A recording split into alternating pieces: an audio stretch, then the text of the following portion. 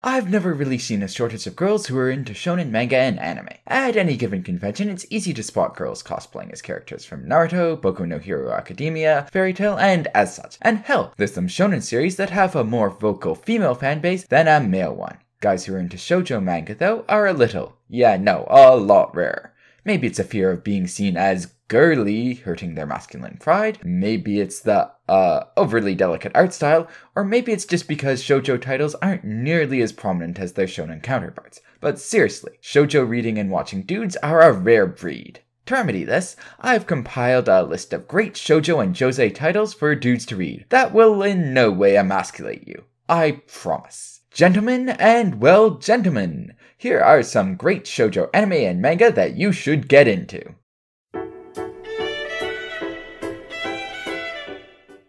The measure of any great sports anime or manga is whether it can make a sport exciting that you would otherwise have no interest in, like golf, or baseball, or in the case of Chihaya Frou, karuta. What is karuta, you might ask? Well, you and your opponent have cards laid out in front of you, with the lines of 100 ancient poems. A reader will start reading a given poem, and your goal is to snatch the card associated with the poem before your opponent does. Sounds pretty boring, right? Well, watch this.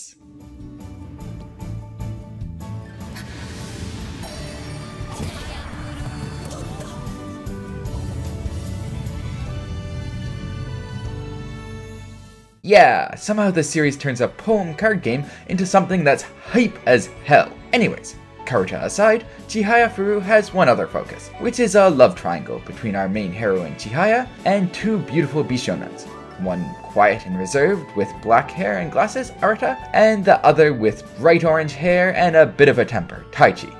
Surprisingly, I actually found all three of them quite likable. Chihaya is sort of like a female Naruto, but less annoying, and the two guys are neither pretty faces with cardboard personalities, nor Prince Charmings, but characters who I found to be genuinely relatable. The romance may advance at a snail's pace, but you'll care enough about the characters to stay invested, and the sports side of this series helps keep things exciting. Chihaya Frou has 39 volumes of manga and 50 episodes of anime out at the time of this recording, with the manga ongoing and a third season of the anime scheduled, so there's lots to go through if you're interested in this series.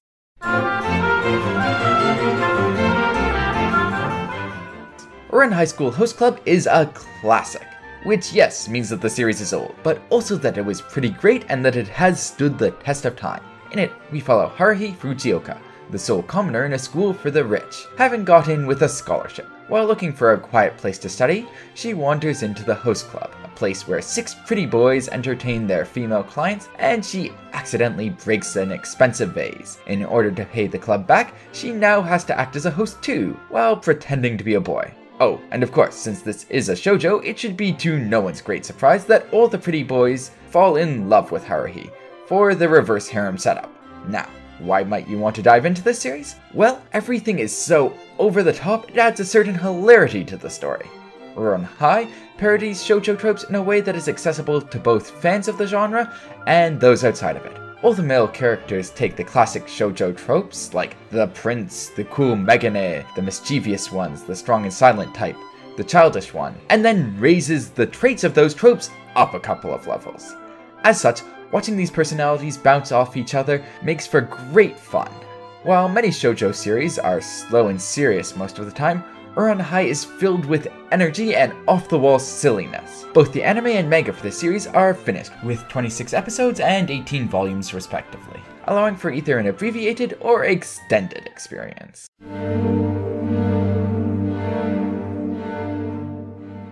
Do you want to cry but only have a short time to do so? If so, then I recommend Once Again. This manhwa only has 1 volume, but it sure packs in a big emotional punch in that short period of time. The story follows a workaholic businessman whose wife passes away in hospital while he's in a meeting that he can't be bothered to interrupt. He initially shows no reaction to his wife's passing, but then he starts to see visions of a young girl on his way to work, and is driven to find out more about her. Once Again addresses coping with loss in a way that I've never seen before, flipping your traditional love story on its head and driving a very succinct message home. I can't say much more without spoilers, but seriously, take an hour out of your day and go read it.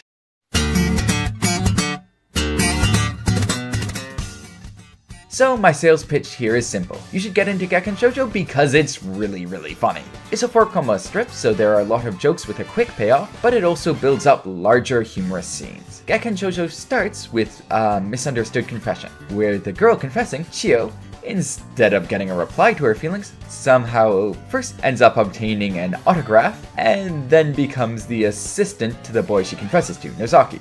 Nozaki is a mangaka for a popular shoujo series, despite being incredibly dense and blunt. The following story has him growing his group of assistants, struggling to find ideas for his manga, and him and his friends goofing off. Romance here is only present for comedic purposes, and no real development occurs other than characters being added to the cast. The characters, though, are great.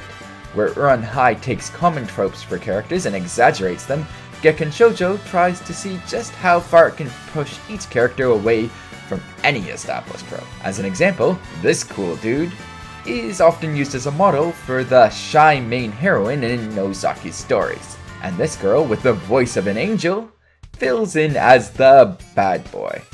Gekkan Shoujo sadly only has one season of an anime, but there are 11 volumes of manga, which is ongoing.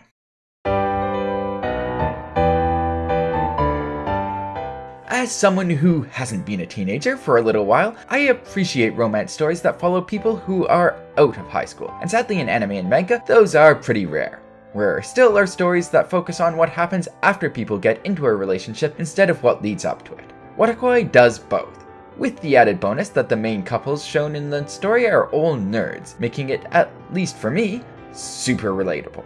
The gist of the story is this. Narumi, our protagonist, has just been dumped by her boyfriend for being an otaku, moves jobs, and ends up meeting Hirotaka, an old childhood friend at her new work. By the end of the first chapter/episode, they're already dating, and we follow their relationship as it develops, along with one or maybe two other nerd couples. The series could have just been a decent slice of life, but it rises to a new level by nailing the challenges and joys of being in a relationship with a fellow nerd in a really authentic way. A number of the conversations and situations in the series are almost identical to ones I've had with my fiancé, to an eerie extent. This is in contrast with your average anime romance scenes that happen in no world ever. Seriously, if something like this happens in your relationship, that's not healthy. Maybe consider getting a restraining order. Anyways, the nerd references in this series are also great, and it's just an all-round feel-good story. Sadly, there's only 11 episodes of anime and 4 volumes of manga that have been translated, which goes down to 2 if you're only looking at official releases. If you get into Watakoi, be aware that you'll very quickly arrive either at the waiting for translation point or the praying for a second season point. So, those are all my recommendations. I hope I managed to sell you on at least one of them and that you enjoyed the video. If you have any Shojo or Josei series that you'd recommend, please put them in the comment section below, and I look forward to reading them. Thank you all for listening. Cheers!